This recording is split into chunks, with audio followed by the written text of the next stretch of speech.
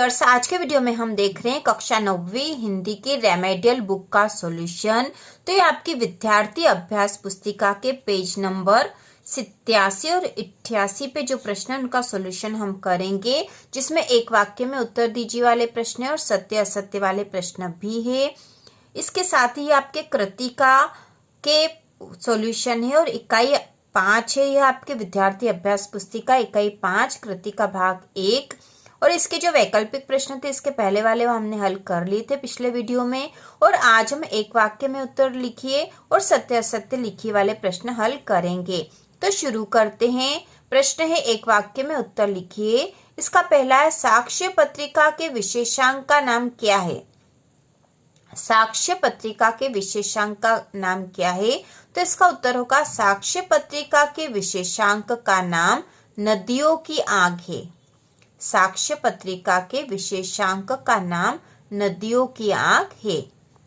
इसके बाद अगला दूसरा प्रश्न है, पानी देखकर लौट रहे लोगों की आंखों और जुबान पर एकमात्र जिज्ञासा क्या थी? पानी देखकर लौट रहे लोगों की आंखों और जुबान पर एकमात्र जिज्ञासा क्या थी? तो इसका उत्तर होगा, एकमात्र जिज्ञासा थी पानी कहाँ तक आया है। लोगों की जुबान पर एकमात्र जिज्ञासा थी पानी कहाँ तक आया है। तो आप पूरा वाक्य भी यहाँ से लिख सकते हो कि पानी देखकर लौट रहे लोगों की आंखों और जुबान पर एकमात्र जिज्ञासा थी पानी कहाँ तक आया है। इसके बाद है तीसरा, इस जल प्रलय में पाठ में बाढ़ के पानी को क्या कहा गया है? तो इसका उत्तर हम लिखेंगे, बाढ़ के पानी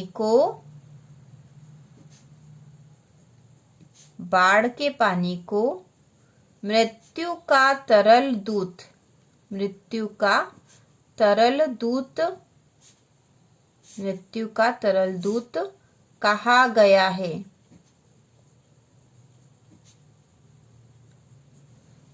बाढ़ के पानी को मृत्यु का तरल दूत कहा गया है। इसके बाद चौथा प्रश्न है, पान वाले की बिक्री अचानक क्यों बढ़ गई थी? पान वाले की बिक्री अचानक क्यों बढ़ गई थी? तो इसका उत्तर है, क्योंकि लोग बाढ़ देखने जमा हो रहे थे। क्योंकि लोग बाढ़ देखने जमा हो रहे थे। इसके बाद पांचवा प्रश्न है, रीढ़ की हड्डी एकांकी किस समस्या पर आधारित है? रीढ़ की हड्डी एकांकी किस समस्या पर आधारित है? तो इसका उत्तर है, सामाजिक समस्या। और यहाँ पर हम दहेज प्रथा भी लिख सकते हैं। दहेज प्रथा पर आधारित है। सामाजिक समस्या दहेज प्रथा पर आधारित है। इसके बाद अगला छठा प्रश्न है, मेरे संग की औरतें पाठ में लेखिका कुल कितने भाई बहन थे? तो इसका उत्तर है, मेरे संग की औरतें पाठ में लेखिका के कुल 6 भाई बहन थे। ठीक है, 5 बहनें थी और 1 भाई था। तो मेरे संग की औरतें पाठ में लेखिका के कुल 6 भाई बहन थे। इसके बाद सातवां है, लेखिका मृदुला गर्ग की परदादी ने मंदिर में जाकर क्या मन्नत मांगी थी? लेखिका मृदुला गर्ग की परदादी ने मंदिर में जाकर क्या मन्नत मांगी थी? तो इसका उत्तर है, उन्होंने जो मन्नत मांगी थी वह है कि उनकी पतोहू का पहला बच्चा लड़की होनी चाहिए।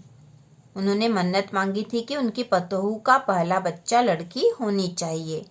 इसके बाद आठवां प्रश्न है, कथा वस्तु के आधार पर रीढ़ की हड्डी एकांकी का मुख्य पात्र आप किससे मानते हैं? कथा वस्तु के आधार पर रीढ़ की हड्डी एकांकी का मुख्य पात्र आप किसे मानते हैं? तो इसका उत्तर है, रीढ़ की हड्डी एकांकी का मुख्य पात्र उमा को मानते हैं। उमा को मानते हैं।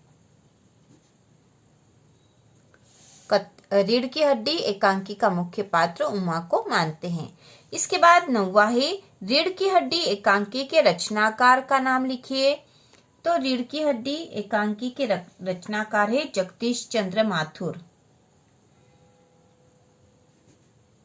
जगदीश चंद्र माथुर। इसके बाद है लेखिका मृदुला गर्ग के नाना पढ़ाई करने कहाँ गए थे, तो इसका उत्तर भी हम लिखेंगे लेखिका मृदुला गर्ग के नाना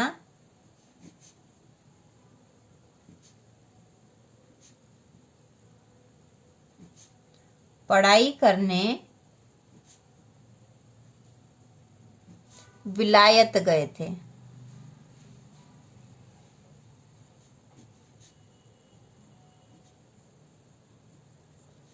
लेखिका मृदुला गर्ग के नाना पढ़ाई करने विलायत गए थे, यह उत्तर आएगा इसका।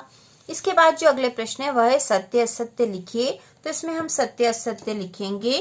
इसमें पहला प्रश्न है इस जल प्रलय में पाठ के लेखक तैरना जानते थे, तो यह कथन असत्य है। इसके बाद दूसरा है फणीश्वर नाथ रेणु ने रिपोर्टार्ज के अलावा उपन्यास भी लिखे हैं, तो यह सत्य है। इसके बाद तीसरा है परती का अर्थ वह जमीन है जो बोई जोती नहीं जाती हो, तो यह कथन सत्य है। चौथा है विभीषिका से तात्पर्य भयंकरता से है, तो यह कथन भी सत्य है। पांचवा है लेखिका मृदुला गर्ग ने अपनी नानी को देखा था, तो यह कथन असत्य क्योंकि उन्होंने अपनी नानी को नहीं देखा था। इसके बाद छठा है नानी को मेरी माँ की शादी की कोई फिक्र नहीं थी, तो यह कथन असत्य क्योंकि उन्हें फिक्र थी। सातवां है नानी के मन में देश की आजादी के प्रति जुनून था, तो यह कथन सत्य है। इसके बाद आठवां प्रश्न है रामस्वरूप दकियानुसी ख्यालातों के थे, तो यह कथन असत्य है। इसके बाद है रामस्वरूप की पत्नी का नाम प्रेमा था, तो यह कथन सत्य है। 10वां है उमा साहसी लड़की थी, तो यह कथन सत्य है। 11वां है उमा से शंकर का विवाह हो गया था, तो यह कथन असत्य है। 12वां है शंकर बाबू वीकेंड पर घर आए थे, तो यह कथन सत्य है। तो इस प्रकार से हमने आपके कृतिका के जो एक वाक्य वाले और सत्य असत्य वाले प्रश्न कर लिए हैं। आपकी बुक के पेज नंबर 87, 88 और 89 पर यह प्रश्न है, जिससे कि आप देखकर आसानी से इनको हल कर सकते हो। इसके बाद हम लघु उत्तरीय प्रश्न और दीर्घ उत्तरीय प्रश्न भी हल करेंगे। तो इसी प्रकार के और वीडियो देखने के लिए कक्षा 9वीं की संपूर्ण तैयारी के लिए चैनल को सब्सक्राइब कीजिए।